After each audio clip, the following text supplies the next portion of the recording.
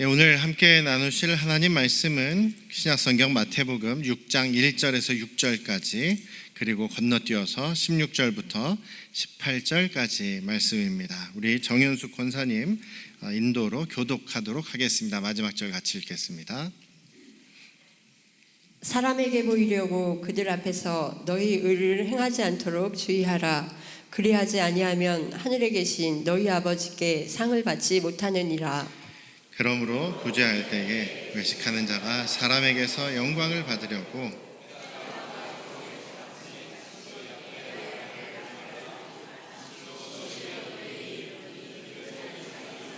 이미 받았느니라. 너는 구제할 때에 오른손이 하는 것을 왼손이 모르게 하여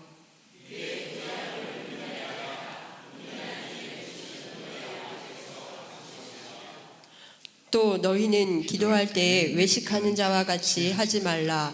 그들은 사람에게 보이려고 회당과 큰 거리 어귀에 서서 기도하기를 좋아하느니라. 내가 진실로 너희에게 이르노니 그들은 자기 상을 이미 받았느니라. 은밀한 중에 계신 내 아버지께 기도하라. 은밀한 중에 계시는 내 아버지께서 갚으시리라. 금식할 때에 너희는 외식하는 자들과 같이 슬픈 기색을 보이지 말라. 그들은 금식하는 것을 사람에게 보이려고 얼굴을 흉하게 하느니라. 내가 진실로 너희에게 이르노니 그들은 자기 상을 이미 받았느니라. 너는 금식할 때에 머리에 기름을 바르고 얼굴을 씻으라. 이는 금식하는 자로 사람에게 보이지 않고 오직 은밀한 중에 계신 내 아버지께 보이게 하려 함이라. 은밀한 중에 보시는 내 아버지께서 갚으시리라. 아멘. 할렐루야. 네, 오늘도 우리 아버지 하나님의 크신 그 은혜와 크신 사랑이 또 여러분과 여러분 가정에 충만하시기를 주님의 이름으로 축원합니다. 오늘 예수님께서는요, 하나님께서 의롭다고 여기시는 그런 것들에 예를 들어서 말씀하시는데 그것이 잘못 실천이 되고 있다. 그래서 지금 이 이스라엘 사회를 또 하나님 나라를 망가뜨리는 그런 역효과를 내고 있다라는 말씀을 하고 계십니다. 왜냐하면 여기 오늘 그 세 가지를 이야기를 했습니다. 중간에 이제 주님 가르쳐 주시는 기도에 대한 얘기는 지금 빼고 저희들 전에도 했었고 나중에 또 하도록 하고, 오늘은 세 가지 공통적으로 예수님께서 계속 반복을 하고 계시죠. 뭐뭐 할 때에 외식하는 자들처럼 이렇게 하지 말아라. 저희는 그들의 상을 이미 받았다. 은밀한 중에 해라. 이런 말씀이 반복이 되고 있죠. 이 세 가지에 대해서 반복이 되고 있습니다. 첫 번째는 구제라는 것이죠. 자선, 누구를 돕는 것, 어려운 사람을 돕는 것, 어려운 이웃을 돕는 것, 그것이 구제인데 구제가 지금 잘못되고 있다라는 얘기를 하십니다. 또 기도에 대한 것, 기도가 지금 잘못되고 있구나. 세 번째는 금식입니다. 금식이 지금 잘못되고 있구나. 구제와 기도와 금식, 이것은 믿음의 사람들이 당연히 해야 되는 그런 의로운 모습이죠. 하나님께 더 가까이 나아가고 하나님께서 의롭다 하시면서 칭찬해 주실 만한 일들이다라는 것입니다. 왜냐하면 상에 대한 이야기를 하고 있기 때문이죠. 6장 1절에서 그렇게 얘기를 하십니다. 사람에게 보이려고 그들 앞에서 너희 의를 행하지 않도록 주의해라.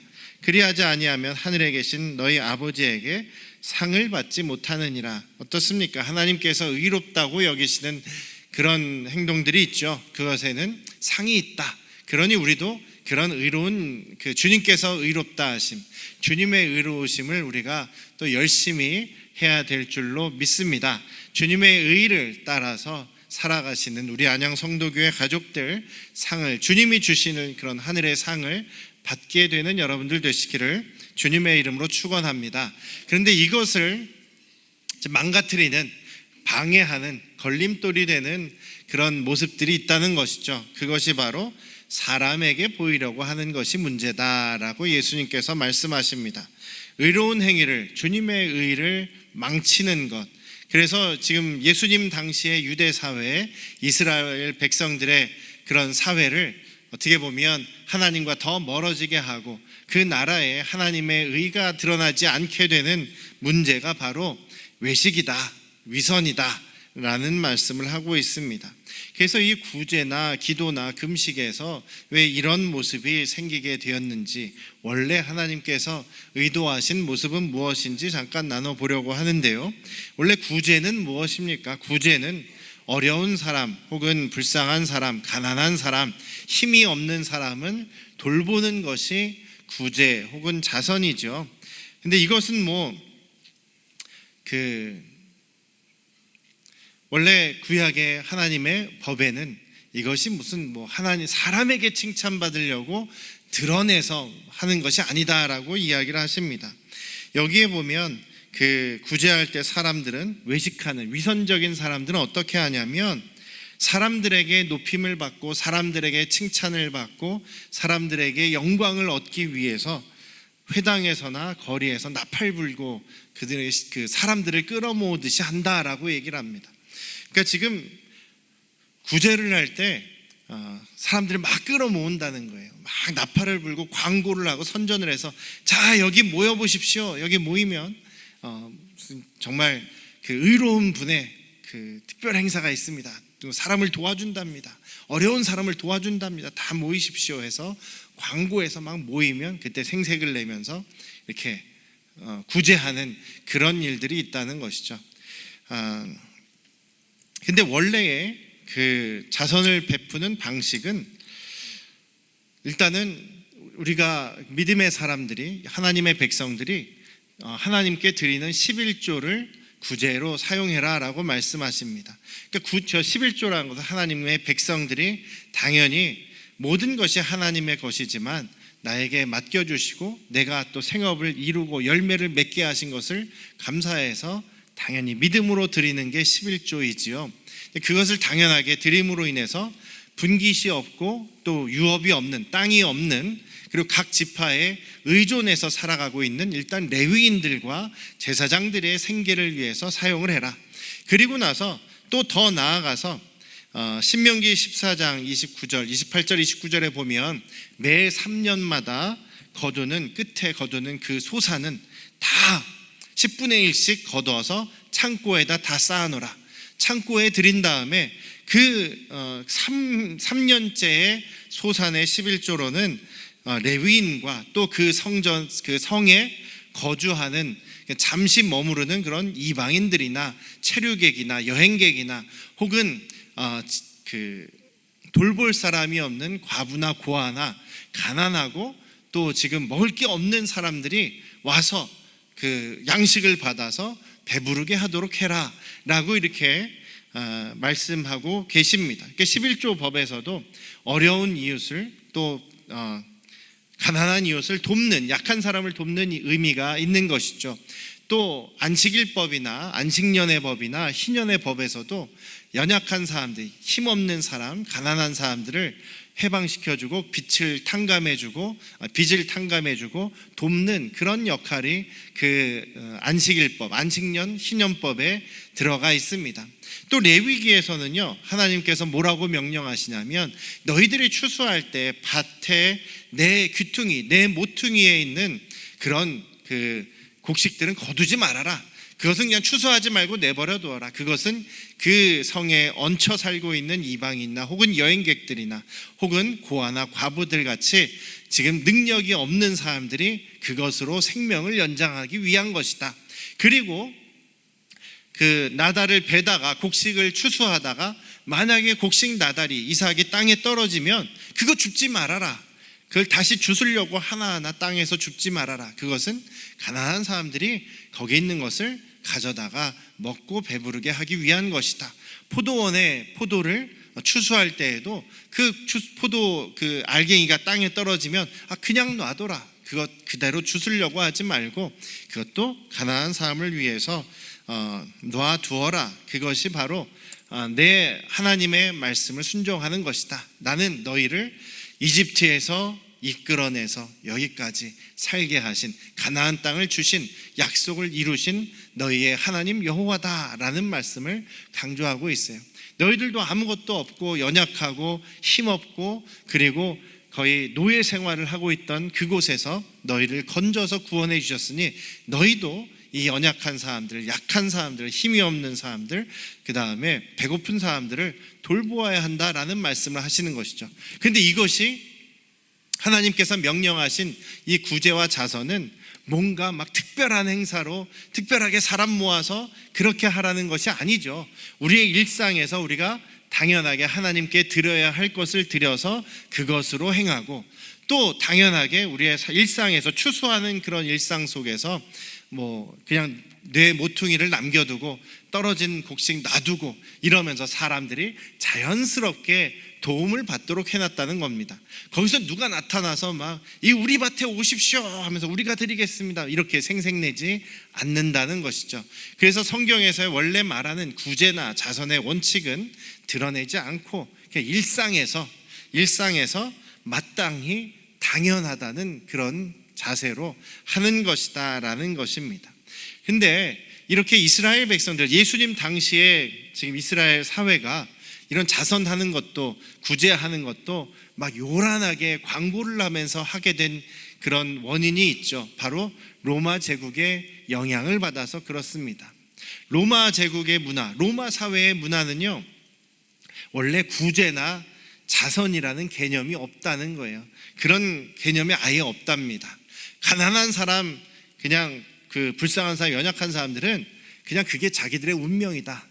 부모를 잘 못 만나서 혹은 환경을 잘 못 만나서 그 사람들은 운명이야. 그러니 그들은 그냥 알아서 살든 죽든 그렇게 해야 된다라는 생각이 로마 제국에 있다고 해요. 원래 그 문화가 그렇다고 합니다. 대신 뭐가 있느냐, 정치가가, 권력자가 자기의 그 힘과 아량을 드러내고 사람들에게 그 존경과 영향력을 받기 위해서 자기보다 이제 아랫사람 혹은 자기보다 어떤 지역의 그 영주 혹은 통치자에게 하사금 혹은 하사품을 전달을 합니다. 자, 내가 특별히 큰맘 먹고 너희 지역을 위해서 주는 나의 하사금을 받아라. 그러면 이제 그것을 감사합니다 하고 받아가지고는, 근데 그것이 굉장히 적은 액수가 아니라는 거, 엄청난 액수라는 거예요. 그걸 받아가지고 와서 사람들 다 모아서 그것을 가지고, 와, 우리 그 통치자이신 누구께서 우리 지역을 위해서 이렇게 큰 자금을, 하사금을 주셨습니다. 그러면서 이것을 가지고 내가 경기장을 짓고, 원형 경기장 있죠, 막 거기서 검투사들이 검투를 하고 또 거기서 공연이 일어나고 하는 그런 원형 경기장 혹은 원형 극장 뭐 이런 것들을, 또 혹은 거대하고 호화로운 신전을 자기 이름으로 만들어서 사람들 거기로 다 또 불러 모으죠. 그러면서 거기서 막 사람들이 신나게 환호를 지르면서 결국은 누가 높아지는 거냐면 그 하사금을 가지고 사람들을 위해서, 이렇게 우리 지역을 위해서 이렇게 큰 건물, 이렇게 웅장한 신전, 이렇게 뭐 멋있는 그런 원형극장, 경기장을 만들어주신, 와, 우리 통치자의 은혜에 감사합니다, 이렇게 환호성을 지르는 거죠.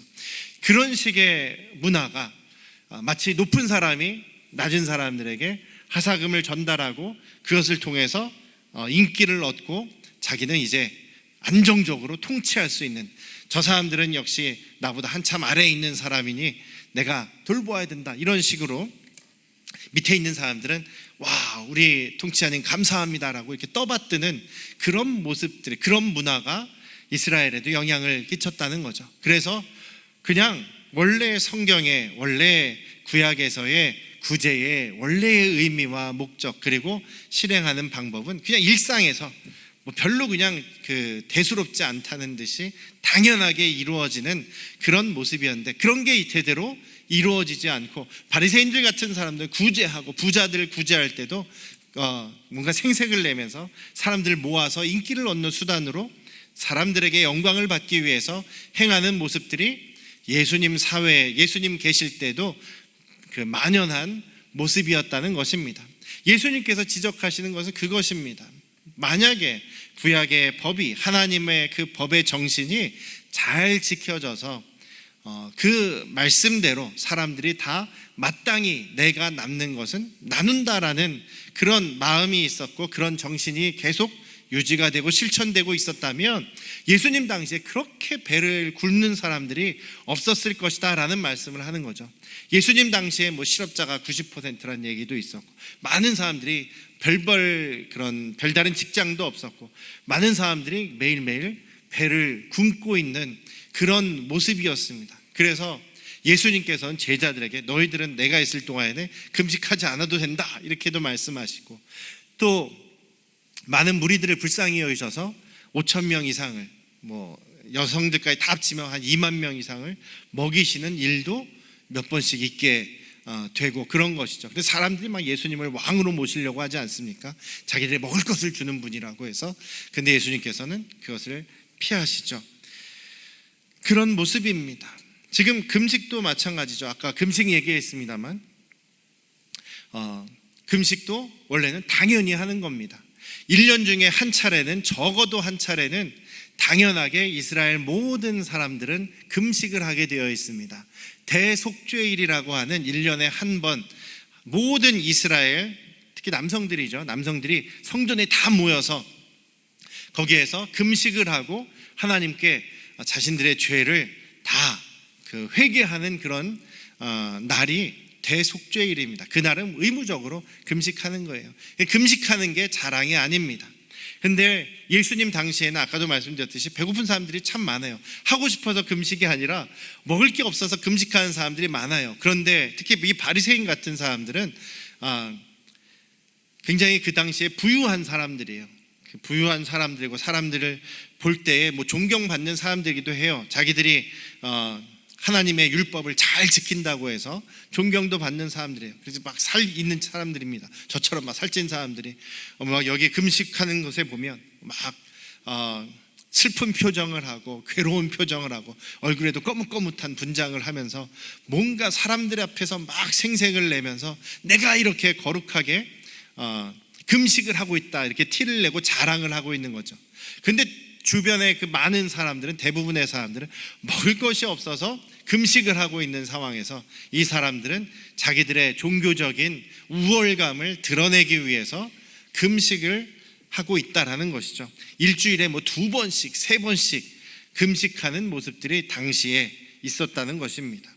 그런 모습들이 원래의 금식의 의미를 흐리게 만드는 것이죠. 기도도 마찬가지입니다. 여기에 보면 너희는 기도할 때에 5절 보시면 외식하는 자와 같이 하지 말아라. 그들은 사람에게 보이려고 회당과 큰 거리 어귀에 서서 기도하기를 좋아한다. 큰 거리 어귀라는 거는요, 큰 거리의 모퉁이입니다. 그러니까 길과 길이 만나는 모퉁이, 거기에 서서 기도한다는 거예요. 왜 그래요? 양쪽에서 잘 보이니까. 그래서 많은 사람들이 보이기 위해서 지금 그 큰 길에 모퉁이에 서가지고 기도한다는 겁니다. 근데 기도하는 게 뭐 문제겠습니까? 기도하는 것이 뭐 그렇게 큰 잘못이겠습니까? 근데 문제는 이들의 기도하는 목적, 동기하고 기도하는 내용인 거죠. 누가복음에 보면 예수님께서 지금 예를 하나 드신 것이 있어요. 누가복음 18장에 보면 이렇게 나와 있습니다. 또 자기를 의롭다고 믿고 다른 사람을 멸시하는 자들에게 이 비유로 말씀하시되, 2사람이 서서 기도하러 성전에 올라가니 하나는 바리새인이요 하나는 세리였다. 바리새인은 따로 서서 기도하며 이르되 하나님이여, 나는 다른 사람들 곧 토색, 불의, 간음을 하는 사람들과 같지 않고 또 저기 있는 세리와도 같지 아니함을 감사합니다. 지금 하나님께 감사 기도를 하고 있는데 그 감사의 내용은 뭐냐면 자기보다 못한 사람, 자기는 죄인이 아닙니다. 자기는 의인입니다. 저를 의인 되게 해주셔서 감사합니다. 이런 이야기를 하고 있는 거죠. 그러면서 또 나는 7일에 2번씩 금식을 하고 소득의 11조를 드립니다. 이렇게 하나님 앞에서 자랑하는 기도를 하는 것이 외식하는 위선적인 바리새인들의 기도였다고 예수님께서 말씀하시는 거예요. 그러니까 원래 그런 금식, 또 11조, 또 기도 이런 거는 당연하고 마땅히 해야 되는 일인 것이죠. 이것은 뭔가 사람들 앞에서 크게 존경받을 만한 그런 요소가 별로 없는 겁니다. 그런데 지금 바리새인들은 자기들이 이렇게 거룩하다, 자기들이 이렇게 종교적으로 뛰어나다, 저 사람들처럼 나는 죄 짓지 않는다, 구제도 열심히 하고 있다라고 하면서 그렇게 사람들에게 자기를 내세운다는 것입니다. 왜 그러겠습니까? 사람들에게 인기와 존경을 받으려고 그러겠죠. 또 그렇게 사람들에게 존경받으면 많은 사람들이 자기에게 돈 주면서 찾아와서 또 말씀 가르쳐 주십시오, 뭐 하나님의 법을 가르쳐 주십시오, 이렇게 해서 스승이 되니까 뭐 자기의 이익을 위해서도 그러겠죠. 여기에는 하나님이 빠져 있어요. 자기 중심이 되어버린 겁니다. 자기 중심, 자기의 이익을 위해서 지금 종교성을 드러내려고 하는 것이죠. 이들에 대해서 예수님께서 뭐라고 얘기하시냐면 다 똑같이 얘기하시죠. 그들은 자기 상을 이미 받았다. 자기 상을 이미 받았다는 것은 사람들에게 인정받고 그래 존경받는 거, 그래 그것으로 끝이다라는 얘기입니다. 하나님하고는 상관이 없다라는 이야기죠. 그래서 예수님께서 원하시는 것은 지금이라도 구제나 기도나 금식 당연히 해야 되는 것이지만 차라리 사람들 안 보는 데서, 모르는 데서 해라라는 말씀을 하시는 것입니다. 자, 이 사람들이 이렇게 특히 바리새인들이 위선에 빠지고 또 외식에 빠지게 된 이유는 무엇이었을까요? 그 이유가 있습니다. 원래 그 구약의 마지막 선지자가 말라기 선지자죠. 구약 성경의 마지막 성경을 기록한 말라기 선지자입니다. 말라기가 사람 이름이에요. 말라기가 책 이름이 아니고 말라기가 사람 이름, 선지자, 마지막 선지자입니다. 그런데 이 선지자가 이제 메시아가 오실 것을 예언을 합니다. 메시아가 곧 오실 것이다, 이렇게 예언을 합니다. 그런데 그 말라기 선지자가 하나님의 말씀을 예언하고 하나님의 약속을 선포한 지 400년 동안 아무런 선지자도 다시 오지 않고 또 메시아도 오시지 않았어요. 그러니까 지금 말라기 선지자부터 예수님 오실 때까지 약 400년이 흐르게 됩니다. 처음에는 이스라엘 사람들도 메시아가 오시면 정말 우리를 구원하시고 우리 나라를 부강하게 하고 우리를 회복시켜 주시고 하나님 나라를 세우시겠지라고 기대했었는데, 그래서 이 바리새파 사람들 같은 경우, 바리새파의 조상들은, 선배들은 그래서 우리가 메시아를 기다리니까 우리가 어떻게 기다리느냐, 하나님의 말씀을 더 잘 지켜서 그러면서 우리 메시아를 기다리자, 이렇게 생각을 했던 거예요. 그래서 열심히 지킨다고 하면서 오히려 법을 더 만들고 안식일법을 더 만들고 자기들이 법을 막 만들어가지고 점점 그러다 보니까 자기들이 종교성만 이렇게 높아진 거예요. 자기들이 종교적인 행위에만 열심히 낸 거예요. 그런데 400년 동안 기다리고 있는데 그 이스라엘 백성들이 어떤 일이 벌어지냐면 400년간 바벨론이 와서 자기들을 힘들게 했었고, 바벨론이 지나가니까 그 다음 페르시아 제국이 와서 또 우리를 힘들게 하고, 페르시아 제국이 지나가니까 그 다음에 그리스 헬라 제국이 또 자기들을 쳐들어와서 자기들을 점령하고 자기들을 괴롭게 하고, 헬라 제국이 또 무너지니까 그 다음에는 로마 제국, 더 아주 악랄한 로마 제국이 자기들을 점령하고 자기들을 괴롭히고 지배하는 그런 역사가 이어지더라는 겁니다. 그러니까 점점 이 바리새파 사람들이나 유대인들의 마음속에 메시아가 오신다라는 것에 대한 생각은 하고 있지만, 알고는 있습니다만 기대감이 떨어집니다. 기대가 없어집니다. 메시아와 하나님 나라에 대한 기대감이 없어졌어요. 그래서 예수님께서 오셨을 때, 막상 오셨어도 그들은 하나님 나라와 메시아에 대한 기대가 없었기 때문에 예수님을 믿지 않는 거예요. 예수님을 받아들이지 않았던 겁니다. 그 확실한 예가 무엇이냐면 동방박사들이 왔을 때 이야기예요.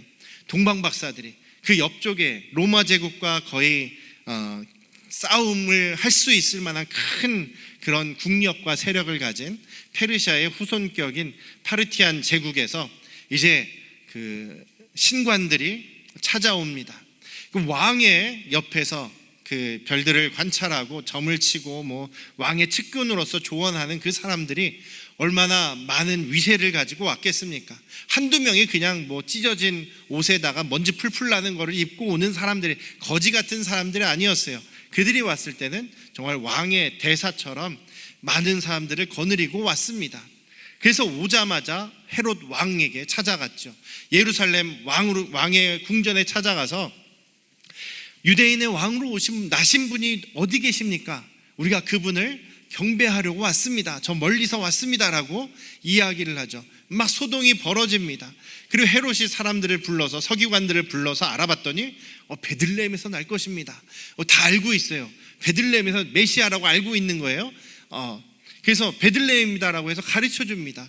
그 동방의 박사들이 떠나갈 때도, 베들레헴으로 갈 때도 많은 사람들이 그 모습을 보고 그들이 메시아로 난 사람을 만나러 왔구나라는 것을 알고 있었을 거예요. 그런데 동방의 박사들을 뒤따라서 베들레헴까지 한 20km 정도밖에 안 되니까 한나절 가는 건데 따라간 사람이 한 명도 없습니다. 헤롯 왕도 그렇고 신하들도 그렇고 그 동방의 박사들을 보고 막 소동을 일으켰던, 놀라했던 사람들 아무도 따라가지 않습니다. 자기들이 그렇게 종교성을 가지고 하나님의 말씀을 잘 믿는다고 했던 이 바리새파 사람 중에서도 당시 예수님을 믿은 사람은 하나도 없습니다. 마음에 메시아에 대한 기대가 없기 때문에 그렇습니다. 기대감이 사라졌기 때문에 그 메시아의 자리, 하나님의 자리에 자기가 들어간 거예요. 점점 그냥 내가 살아있는 동안에 내가 하나님 말씀 이렇게 그래도 뭐 남들보다 열심히 지키고 남들에게 존경받고 살아가면 뭐 되는 거지 뭐. 그리고 이렇게 한 세상 살다가 하면 하나님께 칭찬받겠지 뭐, 이런 정도의 생각을 가지고 살았다는 겁니다. 오늘날에도 마찬가지죠. 예수님께서 분명히 내가 다시 올 것이다 라는 약속을 하셨습니다. 그래서 이 예수님께서 승천하신 이후부터, 성령이 임하신 이후부터 그 지금까지 계속해서 마지막 때 뭐 말세라고 계속 베드로 사도도 이야기하고 있는 것이죠. 왜냐하면 예수님께서 언제 다시 오셔도 이상하지 않은 시대다라는 것입니다. 일본 그 정부에서 공식적으로 발표를 했어요. 앞으로 30년 이내에 거의 100% 남해안에 대지진이 일어난다. 일본의 남해안, 난카이라고 하는 남해안에서 대지진이 일어날 거다. 그래서 큰 피해가 있을 거다. 그래서 30년 안에 그 일이 일어날 가능성은 거의 100%다라는 공식적으로 발표를 했어요. 사람들이 많이 놀랐죠. 그런데 그 마음속에 한 구석에는 어떤 마음이 있습니까? 30년이면 아직 멀었네, 이런 생각이 드는 거죠. 그런데 그 발표는 30년 안에 언제든지 그 대지진이 일어날 수 있다라는 얘기예요. 언제일지는 모르겠으나 내일 당장이 될 수가 있고 30년 후가 될 수도 있는데 어쨌든 일어난다, 이런 얘기거든요. 그런데 사람들은 점점 시간이 지나면서 무감각해지는 거죠. 마찬가지입니다. 예수님께서 곧 오신다라고 약속하셨는데 시간이 벌써 2000년 지나고 있으니까 사람들 마음에 그 기대나 아니면 그 믿음이 약해지고 없어지는 거죠. 그러면 점점 예수님이 내 주인이 아니라 내 마음대로 그냥 살아가도 되겠구나, 좀 더 그냥 다른 사람들보다 좀 더 착하게, 뭐 좀 더 신앙생활 형식적으로 좀 하면 그 정도면 뭐 충분한 건 아니겠느냐, 이런 생각을 가지고 있게 되다 보면 이런 외식하는 모습, 사람에게 보이는 신앙생활의 모습, 하나님이 중심이 아닌 내 마음대로 살아가는 모습이 우리 안에서 일어날 수 있게 된다는 것이죠. 여러분들은 예수 그리스도께서 곧 다시 오실 것이라는 것을 믿으십니까? 예수 그리스도께서 빨리 오셨으면 좋겠다 기대감을 가지고 계십니까? 소리가 갑자기 줄어드네요. 그런 거예요. 지금 여러분들도 돌아보세요. 정말 지금이라도 예수님 만나고 싶은 그 기대가 있는 분하고 그 기대가 엄치 그냥 언젠가 오시면 오시나 보다, 내가 뭐 살아계신 동안에 오시겠나, 마음 놓고 있는 사람들은 그 미련한 다섯 처녀 같은 기름을 준비하지 않은 사람들과 같은 모습이라는 거죠. 예수님 곧 오실 겁니다. 왜냐하면 약속하셨기 때문에. 예수님의 약속은 다 이루셨어요. 아마 저희 세대 안에 오실 것 같아요. 그래서 저희들은 그렇기 때문에 내 중심이 아닌, 그렇다고 해서 예수님 오실 준비를 어떻게 해야 되느냐, 또 더 형식적인 신앙 이런 모습에 열중해야 되느냐, 아니, 그것이 아니라 예수님을 정말 우리 주님으로, 나의 주인으로 모시고 예수님을 바라보면서 예수님만 의지하시면서 또 예수님이 말씀하신 그 법을 따라서 순종하며 믿음으로 하루하루를 살아가는, 우리 일상에서 당연하고 마땅한 주님의 의를 드러내며 살아가는 것이 중요하다라고 저는 그렇게 믿습니다. 이번 한 주간도 여러분들 예수님 다시 오실 것을 기대하며 살아가시기를 주님의 이름으로 축원합니다. 주님께서 지금까지 성경의 모든 약속들을 다 이루셨습니다. 여기에 있는 하나님의 약속, 예수님의 약속은 안 지킨 것이 하나도 없어요. 하나 아직 남은 것은 예수님 다시 오신다는 약속, 그것만 남아 있습니다. 그 약속을 우리 기대하면서 살아가시기를 주님의 이름으로 축원합니다. 기도하시겠습니다. 주님께서 메시아가 오실 것에 대한 기대감이 점점 없어지고 사라졌을 때 이스라엘 백성들은, 또 바리새인들은 점점 자기들의 그 신앙의 형식을, 모습을, 행위를 사람들에게 자랑하며 사람들에게 인기와 존경을 받기 위해서 하나님께가 아닌 사람에게 보이려고 행하는 그런 모습으로 변질되어 버렸고, 그들의 하나님의 법이 제대로 지켜지지 않을 때 그 사회는 가난과 또 빈부의 격차와 또 높은 자와 낮은 자와의 갈등이 계속 벌어지며 하나님 나라가 망가지는 것을 보게 됩니다. 우리는 예수님께서 다시 오실 것을 기대하며 하루하루를 살아가게 하여 주시옵소서. 주님의 말씀을 붙잡고 주님만 바라보게 하시옵소서. 소망의 삶을 살아가기 원합니다. 예수님의 이름으로 기도드렸사옵나이다. 아멘.